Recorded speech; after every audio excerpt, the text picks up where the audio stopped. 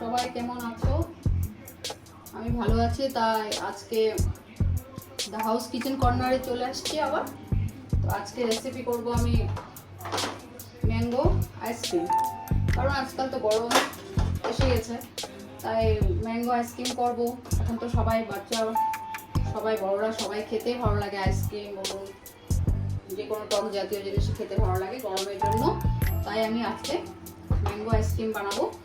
তার জন্য ম্যাঙ্গো লাগছে একটা, খেজুর নিয়েছি, কাজু নিয়েছি, আর বাদাম নিয়েছি, আমন্ড বাদাম, আর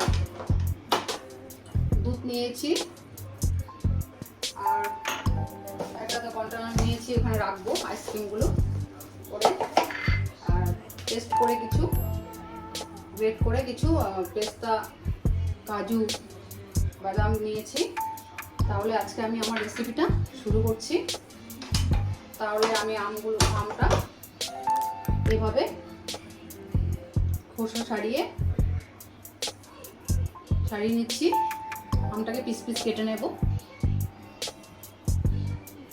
তাহলে দেখুন, আমটা এভাবে খোসাগুলো সরিয়ে নিয়েছি, ছুলে নিলাম।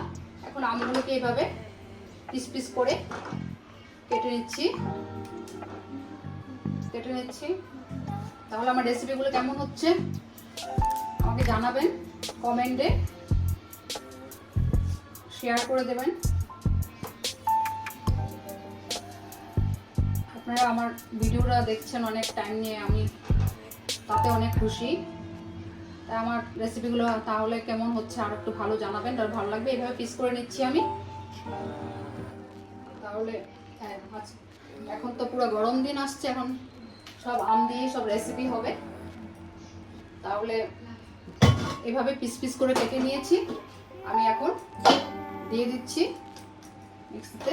এভাবে নিয়ে নিচ্ছি সব, নিয়ে খেজুরগুলোকে এভাবে বিচি ফেলে খেজুরগুলোকে দিয়ে দিচ্ছি। খেজুরগুলোকে সব এভাবে দিয়ে দিলাম ম্যাঙ্গোর সাথে। এখন বাদাম দিচ্ছি, কাজু দিচ্ছি, বাদামও দিয়ে দিচ্ছি, আমি বাদাম দিয়ে দিচ্ছি। দিয়ে দুধটা আন্দাজ মতন ঢালছি। ঢেলে এটাকে পেস্ট করে নেব। দেখুন, পেস্ট করে নিয়ে আসছি, সব পেস্ট করে নিয়েছি। এখন এই কন্টেনারে আমি ঢেলে নিচ্ছি। এইভাবে সব একসাথে মিক্স করে পেস্ট মারলাম। একটা কন্টেনারে এভাবে ঢেলে নিলাম। ঢেলে উপরে গার্নিশ করার জন্য আমি আবার কাজু, পেস্তা দিয়ে দিচ্ছি। এইভাবে দিয়ে এটার মুখটাকে একটা এরকম পাতলা কেরি টাইপের পলিথিন নিয়ে এটাকে এভাবে কন্টেনারের মুখটা টাইট করে বন্ধ করে দেব। বন্ধ করে আমি এটাকে ফ্রিজে ঢুকিয়ে রাখবো, 5-6 ঘন্টার জন্য ঢুকিয়ে রাখবো। তারপর আমি এটাকে বের করে দেখাবো। আমি 4 ঘন্টার পরে আমার ম্যাঙ্গো আইসক্রিমটা বের করে নিয়েছি ফ্রিজের থেকে। দেখুন, এভাবে রেখেছিলাম। তাহলে আমার রেসিপিটা কেমন হচ্ছে জানাবেন। এখন এটাকে আমি খুলে নিচ্ছি। দেখুন আমার ম্যাঙ্গো আইসক্রিম রেডি। তাহলে এখন আমি এটা বাটিতে নিয়ে নেব। দেখুন তাহলে কেমন হয়েছে আমাকে জানাবেন। এখন আমি বাটিতে নিয়ে নিচ্ছি।